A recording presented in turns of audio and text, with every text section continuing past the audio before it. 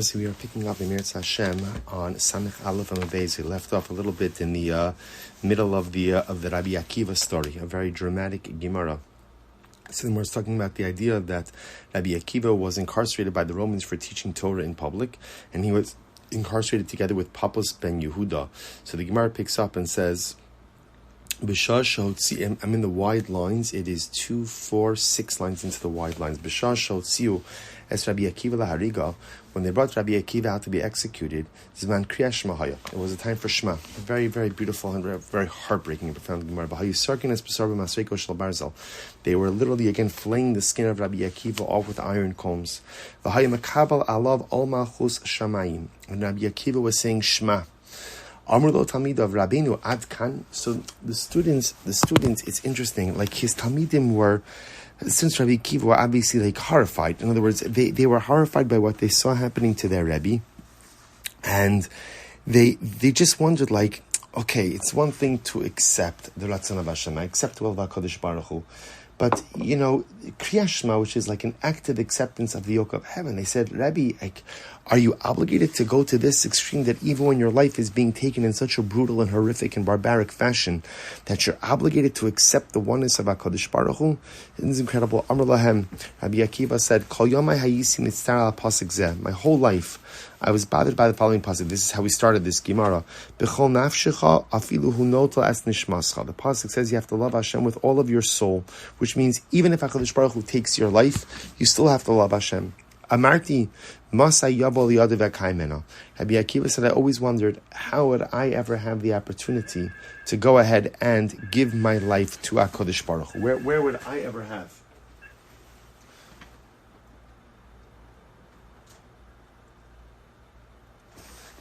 Where would I ever have that? Silencing the phone. Apologize.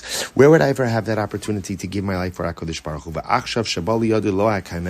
And now that I've had this opportunity, to literally dial Kiddush Hashem, give my life for HaKadosh Baruch Hu, I shouldn't fulfill it. So Rabbi Akiva literally used his last moments in this world to accept upon himself the yoke of HaKadosh Baruch Hu, the oneness of the Ribbon Shalom. And Rabbi Akiva elongated the echad, because actually that's the halacha, that you're supposed to elongate the echad, and literally again he died, his soul left his body at the same time that he completed the echad. Yatza Sabaska va'amra, a divine voice came out and said, Ashracha Rabbi Akiva, sheyatza nishmascha be'echad. Praiseworthy are you, Rabbi Akiva, that your soul left your body at echad. Amru malachi ashras l'fnei HaKadosh Baruch Hu. The malachim said to the Ribbon Shalom, Zu Torah, bezu schara. So the malachim, this is incredible. Even the malachim who normally have the opportunity to see the grand plan of HaKadosh Baruch Hu, right, to see everything unfold, the malachim could not wrap their heads around this. They said, Ribono shel olam, what is this? This is Torah. This is the reward. So Rabbi Shmuel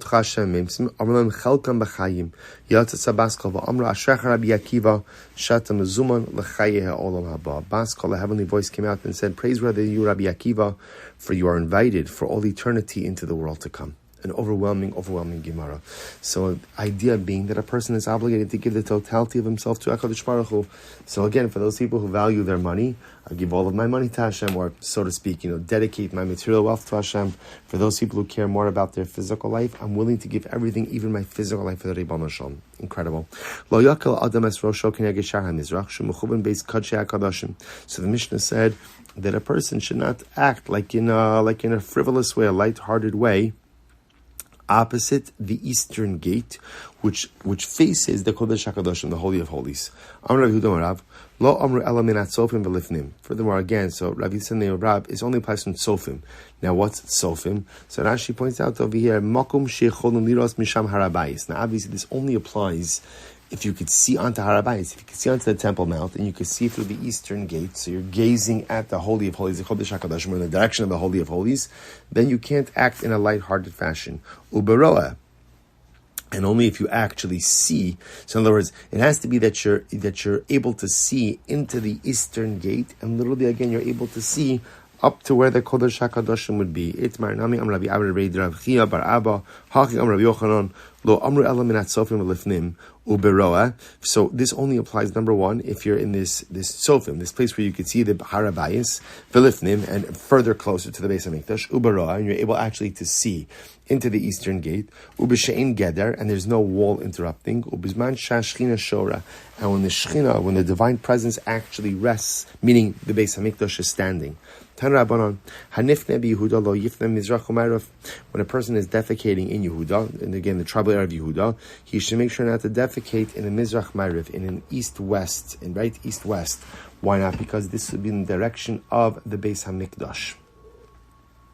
Elot Safon v'darim. Rather, one should face either north or south.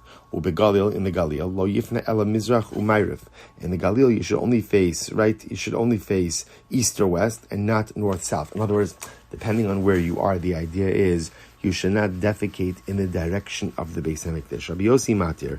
Rabbi Yossi said it's fine. In other words, there is no particular direction that one has to be careful with when defecating. Why? Rabbi Yossi Omer lo asra ela beroa ubemakum she'in sham geder or bizman shashchina shora. Because Rabbi Yossi says like this prohibition to act in this light-hearted fashion only applies when literally, again, you could see the Harabayas, you're looking into that direction, and the Beis Hamikdash itself is actually standing.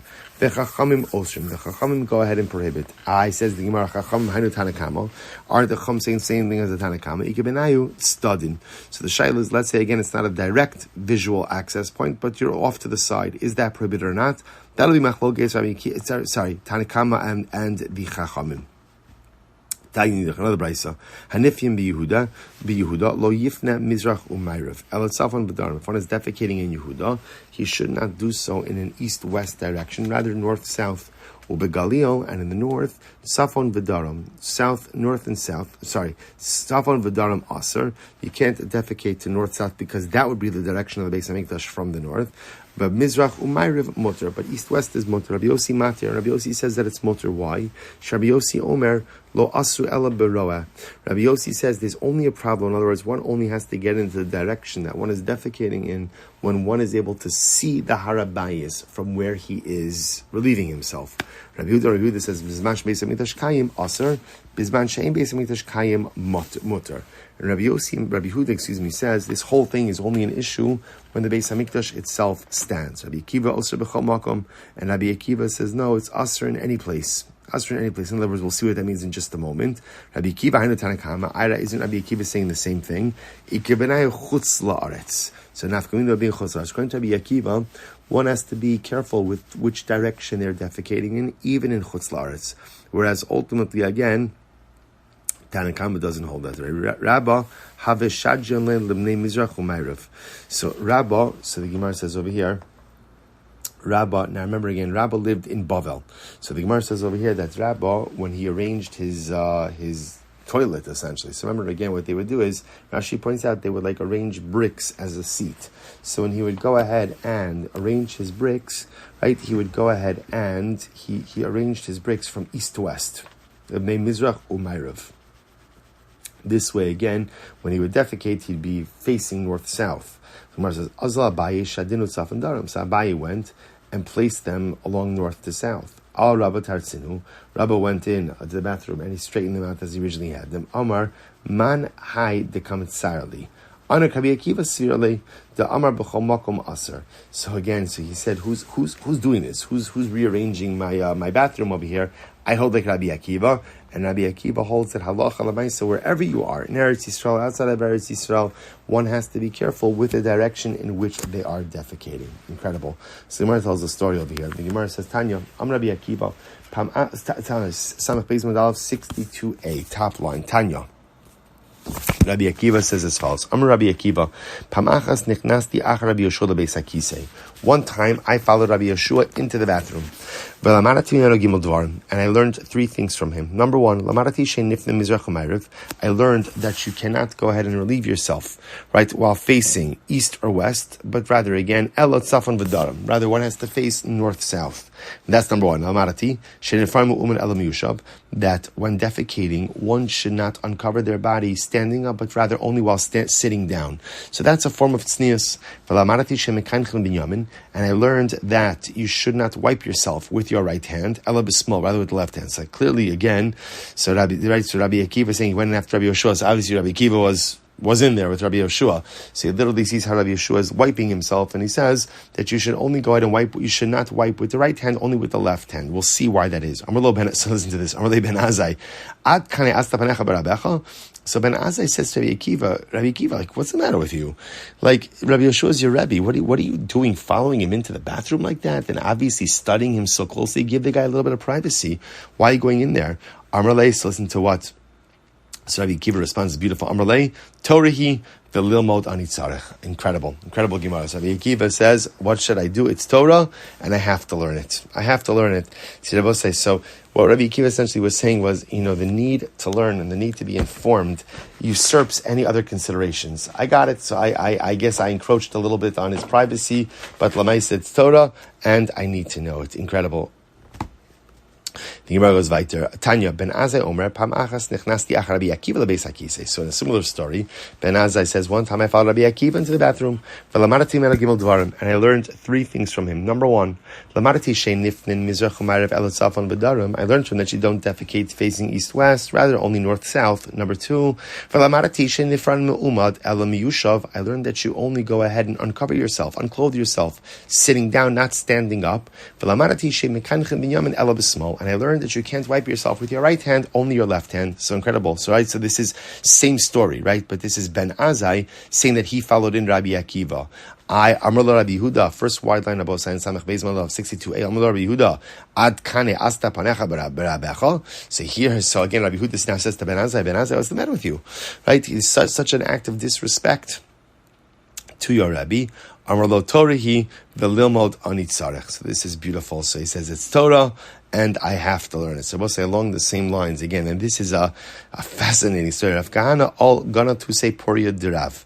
So Rav Kahana went and hid underneath the bed of Rav. So Rashi points out over here that Rav Kahana wanted to see how Rav conducted himself in the realm of marital relations. So don't try this at home. This is quite a fascinating Gemara. But again, you're obviously talking about people with such purity of intent. It's incredible. So Shamei desach v'sachak ve'asatz rachav. So we heard that Rav spoke with his wife, and then they laughed together, and then they had relations. So Amalei, so apparently Rav Kahana pipes up from underneath the bed after the act of intimacy is finished, and he says, Rav Kahana says to Rav, Dami pume da'aba kidalo sarav tavshila. You sound like someone who has never eaten any food. In other words, what does that mean? It sounds like Rav Kahana was surprised that Rav was talking and joking, as opposed to just engaging in the act and finishing. He was surprised about Rav's conduct in intimacy. Amrali Kahana, right? So Rav, clearly taken a little bit by surprise, says, Kahana, Hachat, are you under the bed? So Puk, get out of here. To lav orach ara. This is not normal that you're here. Amrlo Torahi valilmot anitzarech. He says, Rebbe, it's Torah, and I have to learn it. So just, by the way, there's some very important halacha that's learned out in the realm of intimacy from this exchange. That clearly what Rav was doing was, Rav was creating a mood. So he didn't just engage in the act, but he was talking with his wife. He was laughing with his wife. He was creating the right mood so as to allow the act of intimacy to be enjoyable for his wife. A really incredible Gemara. The Gemara goes weiter. By the way, why can't you wipe yourself with your right hand? Ela b'smol, rather with the left hand. So Amarava mipnei shator nitna biyamin. Shneimar mino esh das lamo. So Rava says because the Torah was given with the right hand, therefore the right hand has an importance. Because a person often brings their right hand to their mouth. So because of that, a person eats with their right hand. So because of that, it's not appropriate to eat with the same hand that you wipe with. And the last approach, Rabbi Shimon Shekosher but tefillin. This is incredible because it's the hand that you tie your tefillin on. Now, what's interesting about this is, as Shlakish is saying, even though tefillin is put on the left hand, so you might have thought that the left has greater chashivas, greater importance because you put tefillin on it, the right has greater importance because the right is the one that wraps the left. So you see there's something amazing, that haloch l'maisa, there is greater importance to kedusha that is generated through dynamic activity more than kedusha that is generated through passive activity. The left hand is holy, but it's passive holiness. The right hand is active holiness. Therefore, again, better to wipe with the left hand than the right hand. And lastly, the Gemara says, Nachman Bar Yitzchak Amar Bnei Shemare Ba Tamei Torah. And Nachman Bar Yitzchak says, because again, when going and reading psukim or looking, if you have let's say a chumash or a scroll with the trop, you use your right finger to go ahead and highlight the trop. Okay, to point to the trop. Kitanoi Rabbi Lazar Amar Bnei She'ochel Ba, Rabbi Shua Amar Bnei She'kosei Ba, Rabbi Akiva Amar Bnei Shemare Ba Tamei Torah. So again, Rabbi says, so again, it's machlokes tanaim. So again, everyone agrees on the bottom line halacha, which is you don't wipe with your right hand. Better to wipe with your left hand. A machlokes, exactly why. Torah was given with the right hand. Right? The person goes ahead and eats with their right hand. A person goes ahead and shows the trop of the Torah with their right hand. Or a person goes ahead and wraps their tefillin with their right hand. Either way, halacha l'maisa, person shouldn't wipe with the right, rather a person should wipe with the left. All right, we'll stop over here for today. Tremendous shkoyach. Looking forward to we're making our way towards the end of the Masechta. Very exciting, incredible Gemara today.